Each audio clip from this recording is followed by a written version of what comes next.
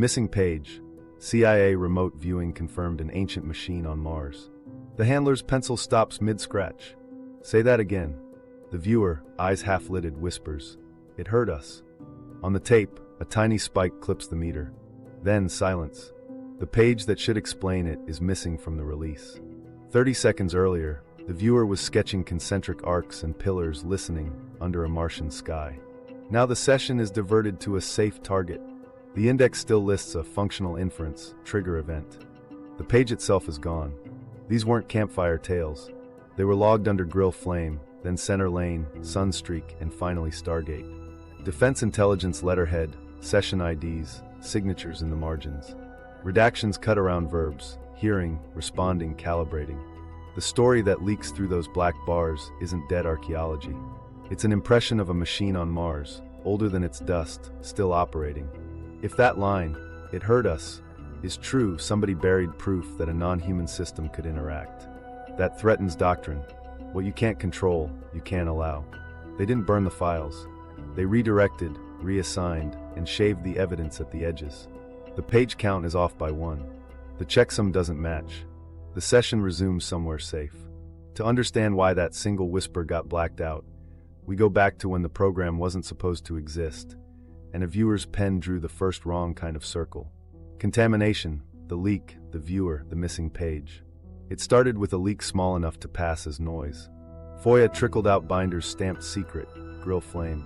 Inside, session dates, cryptic coordinates, hand-drawn sketches. Most targets were dull on purpose, bridges, depots, embassies, because handlers measured skill by finding the mundane. Then one envelope carried an anomaly, a Mars tasking coded like a standard site, except the overlay read old structures pulsing. The viewer wasn't told the location. He never was. Blind sessions were the guardrail. The named viewer had a reputation for clean signal and clean hands. Not a mystic. An NCO trained to bracket impressions, textures, temperatures, angles. The date put him in Fort Meade's strange wing of seriousness, where a mistake could embarrass a colonel, not a seance circle. In the margins, an analyst's initials recur, tight, repetitive, like a metronome of bureaucratic belief. These weren't fans. They were auditors. The first Mars pass is bone dry, arched voids, tiered lattice, resonant chambers. He keeps writing not for living and timing device, pushing the pen hard enough to groove paper. The sketches repeated geometry, concentric arcs nested inside each other, with verticals he calls listening pillars. When the monitor asks for function, he hesitates. Calibration, waits for a rhythm. Updating, he doesn't embellish. He bracketed emotion per protocol. Still, one line slips, older than the dust around it. Meanwhile, something else is happening in the room. The handler notes signal bleed, cross-traffic flickering in. It shows up in the paperwork as a complaint. Unexpected autonomy, non-permissive feedback. The viewer starts breathing shallow. The tape meter ticks higher. He drops his voice and says a single term that later appears in the index as functional inference, trigger event. The next page, where the explanation should live, is missing. That missing page isn't just an absence. It's a fingerprint. The index counts it. The neighbor pages carry marginalia that point toward it. Don't vocalize X, switch target, safe. The session pivots to a warehouse somewhere stateside. The pen slows down. The energy drains. It's as if someone turned a dial from live wire to wall outlet. The handler's tone changes too, measured, careful, moving the viewer out of the room without moving his body. Why divert midstream? In other sessions from the same window, different viewers, different months, the same pivot shows up right after phrases like pulsing, scanning, or directional not soul. The redactions thicken around verbs that indicate agency. Nouns survive, arc, column, basin. Verbs die, here's, aligns, answers. It looks like overzealous secrecy until you map the cuts across cases. Then a pattern emerges. Kill the verbs, spare the shapes. The viewer who whispered, "It heard us," wasn't a celebrity like Ingo Swann or Pat Price. He was a worker. His bio sheet reads like a dental chart, not a movie poster. That's what makes the leak sharp, sincere and ordinary. He didn't ask for Mars. Mars came to him through coordinates that mean nothing without a key. When he sketched the same lattice others sketched, the analysts circled. When he inferred function, the program flinched. Get this, the paperwork leaves a trail of reaction. Tasking language shifts. Mars and non-biologic functions are recoded as geology. A guidance memo pops up. No functional inference on extraterrestrial coordinates without prior authorization. Then the carousel spins, grill flame to center lane to sunstreak to Stargate. Same rooms, new signs. Reassign the handler with the fast pencil. Park the clean viewer on warehouses and harbors until the noise dies down. But the noise never died down. A second FOIA packet contains checksum mismatches. Page counts that don't reconcile with index lines. A photocopied tape log with a clipped spike at the moment the whisper hits. The spike isn't proof of anything paranormal. It's proof that something changed in the room, and that the audio got edited right when the handler's note reads, "It hurt us." What did the viewer think he said? The term is reconstructed from the margins, a shorthand, the kind analysts use when they need to stop a bleed. It could be a code word for a technical concept, masking, beaconing, gating, or a human label for a feeling no one had the nerve to file. Either way, the next steps were human. They closed the loop, put the session into a bucket called Diverted, and wrote a ban into the culture. Don't ask machines about agency. Don't name triggers. Keep the target safe. Meanwhile, outside the vault, the leak spread. Researchers collated 3 separate Mars transcripts with blind viewers describing heartbeat in stone, organ pipes, and metronome. The geometry aligned within tight tolerances. The metaphors matched. The programs insisted on coincidence. Then a single line broke the surface, 3 words that imply protocol failure. It hurt us. You can see why that page vanished. If the artifact isn't dead, someone has to decide what live means. For doctrine, that's contamination. For a story, it's ignition. We aren't there yet. But now we know where to look. The seam where an impression crossed the red line from shape to verb, from object to subject, from us looking to being looked back at. The pattern of diversions, how they hide a live target. While that one session left a scar in the file, the pattern wasn't born there. 3 days earlier, a different viewer, new to the roster, still writing block letters, hit a target that looked inert on paper. His notes started clean. Plateau, thin atmosphere, arched recess. Then he wrote, pulsing underneath, and the handler's tone on the tape shifted from neutral to shepherding. The cue changed mid-sentence, stand by. Redacted to urban bridge. 20 minutes later, he's counting rivets at low tide. In the margins, the same analyst initials show up with a precise term, non-permissive. No explanation, just a stamp that meant get off the line. Unknown to them, across town, a third viewer was on coordinates from a different folder. He wrote columns listening, then frowned and added cross-traffic. That phrase repeats across years of documents like a quiet alarm bell. Handlers used it when a session started to feel less like observation and more like a two-way circuit. The pivot script followed, soften voice, introduce a grounded tasking, mark the original as safe pending. In blunt English, when the target behaved like it had autonomy, they got out. What nobody outside the vault knew at the time was how codified this became. The diversion flow had steps. First, you downshift. Ask the viewer to describe shapes only, no function, no intent. Second, you muddy the signal, inject an innocuous sight, something with textured edges, warehouses, railroad spurs, so the viewer's mind has friction to grip. Third, you shut the door. You recode the original as geology or unknown natural, then quarantine any functional language under a need-to-know umbrella. Meanwhile, the redactions grow surgical. Verbs, hears, adjusts, responds, are boxed out. Nouns survive, so the file still looks complete. This wasn't panic. It was doctrine evolving in real time. A DIA memo, unremarkable on the surface, mentions signal bleed and recommends gatekeeping against unexpected autonomy. Another, later, references cross-traffic mitigation. That phrase sounds like RF engineering, but in this context it was a handler's toolkit. Keep viewers from naming agency, because naming is the line. If you say it hears, you've admitted a live target. If you've admitted a live target, you're in a different rulebook. Here's where it gets strange. Across multiple programs, grill flame, center lane, sunstreak, the diversion point clusters around the same triggers. Pulsing shows up, the pivot follows. Scanning for rhythm, the pivot follows. Directionality, not soul, the pivot follows. It's not about Mars as a place. It's about a signature, timing, resonance, cycle language that made handlers nervous. Viewers talk in metaphors when they brush something they can't file. Metronome, heartbeat in stone, organ pipes. The moment they step from shape into time, tick-tock, the diversion lands. You can see the logic from their side.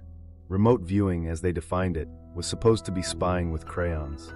You draw what's there. You don't infer intent, and you definitely don't interact. But interaction kept creeping in at the edges, at least in the paperwork. A pencil note, unexpected autonomy, underlined twice. A taped sigh from a monitor right before he says, "We're going someplace safe." Safe didn't mean safer for the viewer. It meant safer for the program. If the target could respond, then the rules that protect sources and methods, those tired legal phrases, suddenly had to cover something else. The possibility you were pinging a system designed to notice. Handlers adapted with soft controls. They taught viewers to bracket emotion, to label feelings as AOL, and move on. They rationed taskings that produced cycle language. They introduced permissioning, internal slang for whether a target was cleared for functional inference. On the page, it looks bureaucratic. In practice, it was a firewall.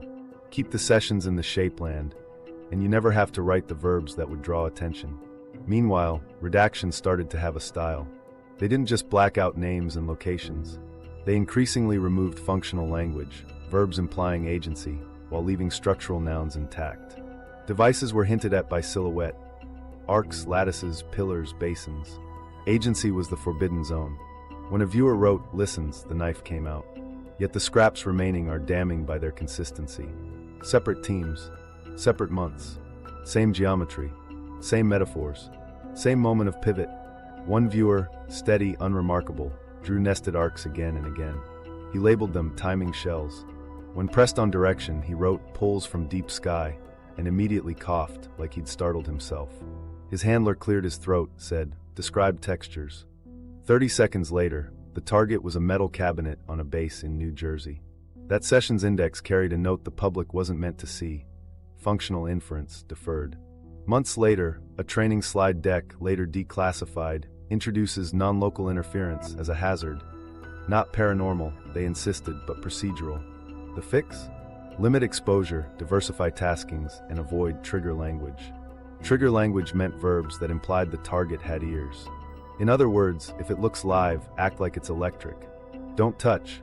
Switch hands. Walk away.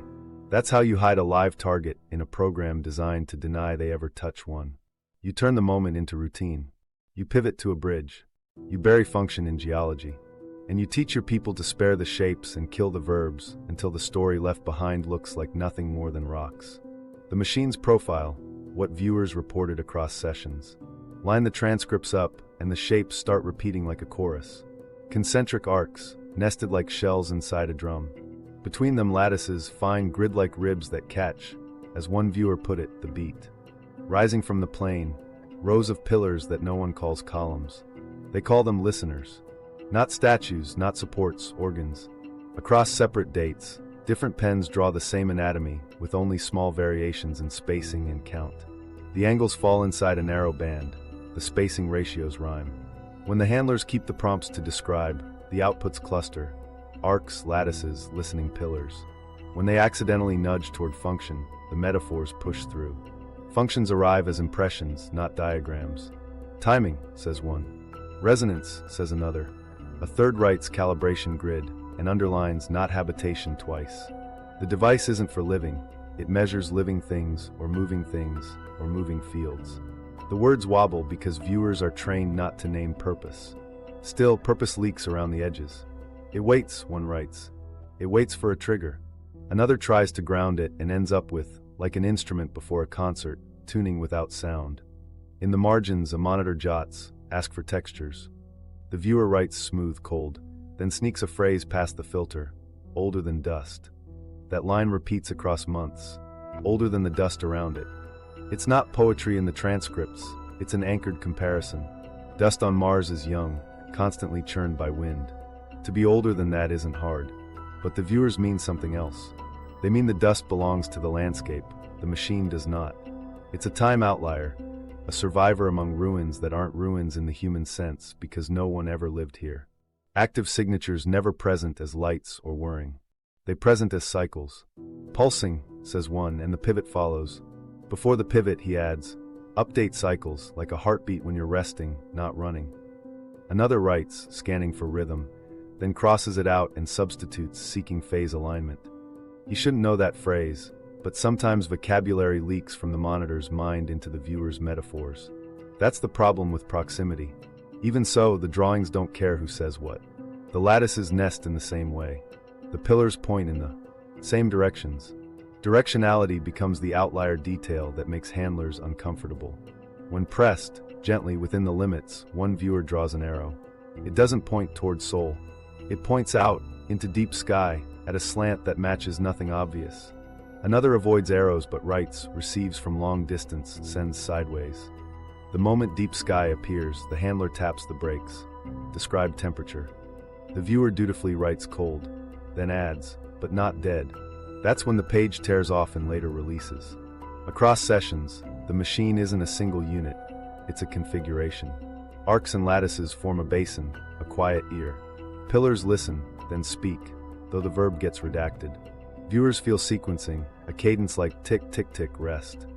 When asked if the cadence is regular, one says, mostly. It adjusts. The verb blinks out under black in the final copy, but the context survives in the monitor's next question. Adjusts to what? The viewer answers, rhythm nearby. Human? Planetary? The transcript never says. The pivot does. You can tell when the program sensed it was skating near agency. The descriptors get forced back into geology. Describe the ground, the handler says. Describe the slope. The viewer complies but then slips. Basalt, but with a skin. He draws a skin thin, segmented, like overlapping plates on the arcs. Later, another viewer, blind to the first, sketches similar segmentation and labels it tuning rings. He's corrected. Arcs? He nods and says, arcs tuned. What nobody wrote directly, but everyone circled, was function through resonance. The machine, if we call it that, isn't doing, it's being in a calibrated way that makes doing possible. Imagine a metronome that defines time for other instruments. Imagine organ pipes tuned not to make music, but to shape a field. The impression that rakes across the pages is of calibration, measurements taken, timing set, alignments maintained. Not for habitation, not a temple. An instrument that refuses to age because the concept it maintains, timing, doesn't. One viewer introduces a human-scale analogy and immediately apologizes to his own pen. Like GPS, but not 3 points making a fix. He draws triangles along the arc edges and murmurs trilateration, then laughs nervously. I don't know that word. In the tape log, a chair squeaks. The handler ignores the word and says, textures. The viewer says, the skin hums. Redaction blocks the rest of the line. Throughout, the emotional tone stays flat because these are trained people. But micro-stories slip through. A viewer clears his throat and says, it's waiting for the starting gun, and then flinches as if he's heard himself. Another writes, listening from above, then underlines above twice, arrows pointing past the horizon line. None of them draw aliens. None of them draw cities. They draw an ear built of arcs and lattices, set into rock like a tuning fork, pointed away from the sun, repeating a task that predates the dust and survives the wind. The missing page, the line that changed the tasking. The index does something a good forgery never would. It points to a page that isn't there. Page 12, functional inference, trigger event. It's a catalog entry, not a rumor. Turn the packet, 11, 13, 14. You can feel where the staple once bit. The paper has a ghost space where 12 should be, a thin shine line in the photocopy like a tooth pulled clean. What survives around the hole says more than a neat summary ever would. In the left margin of page 11, a cramped pencil hand. Don't vocalize X. On the top of page 13, the same hand. Switch target safe. The pages are neighbors to an absence, and they talk to it like a wall with a door sealed shut. The viewer's last full line before the jump is clamped by a black bar, but the tail escapes. Heard. Then the tape log shows a tiny peak, audio spike noted, clipped, time-stamped. After that, the handler clears his throat. We're going to move now. Witnesses? There aren't any in the human sense. There are only traces. A clipped waveform. A banally phrased control note. Retasking due to non-permissive conditions. A checksum that doesn't reconcile with the declared page count. These are the small, boring failures of a big machine. The kind that only show when someone did something fast under pressure. So what was the trigger event? Inside the program, trigger didn't mean fireworks. It meant an inflection point where a session switched categories. Theories circulated later, from people who knew the furniture, if not the room. Maybe the viewer's whisper matched a code word seeded into training as a tripwire. Maybe the target's cadence aligned with an external pulse, a radar ping, a scheduled transmission, and the viewer felt the uplift at the same moment the lab's clocks did. Some argued for planetary alignment, some for human noise, our own spillover waking a sensor built to notice. The only hard line we have is the handler's pencil. It hurt us. Handlers weren't poets. They didn't put feeling into notes. Heard meant more than sensed, it meant acknowledged. Elsewhere in other sessions, the safer language is cross-traffic, feedback, bleed. Those words let you keep the target as a thing. Heard tips it into someone. That's the line the program could not afford to cross in writing. Because once you admit a listening system can respond to your attention, not your radio, not your heat, your attention, you've got a problem no classification guide anticipates. You can hear the flinch in the way the session is euthanized. The handler's vowels slow down. He asks for textures, the classic downshift, then praises compliance. Good. And walks the viewer into a warehouse where nothing can speak back. The energy bleeds. The pencil margin switches from verbs to inventory nouns. Rivets, pallets, resin. Page 12, where the first attempt at a functional inference would have been written, goes missing. If this were fiction, the missing page would resurface as a smoking gun. What we have is more useful than drama. We have systematic behavior. The same "don't vocalize X" surfaces beside two other Mars-adjacent sessions where scanning for rhythm appears. The same switch target bracket marks the instant a viewer writes directionality not soul. In one set, the handler even writes safe twice, darker the second time, as if the pencil itself is trying to close the door. There's a detail people miss because it's mundane. The X in "don't vocalize X" isn't a mystery letter. It's shorthand used by monitors when a viewer hits an impression they don't want reinforced. Vocalizing locks it in, makes it realer to the viewer's own mind. In controlled environments, you starve bad data by denying it a name. Here, the thing being denied isn't a fantasy, it's a function. Naming the trigger, whatever term the viewer whispered, would have increased the chance he'd find it again. That's not just protective of the viewer. It's protective of the target. The tape log's audio spike matters for a procedural reason. Clipping doesn't happen because someone gasps. It happens because the input suddenly exceeds the recording chain's headroom. Maybe a chair scraped by the mic. Maybe someone bumped the desk. Or maybe, as one tech later wrote in a training memo, EM transients in the room when viewers report cycle onset. The memo is careful. It doesn't attribute cause. It lists environmental transients as a nuisance. But it sits in the same binder as the Mars sessions, and the timing is ugly. Inside the vault, the fallout was policy, not panic.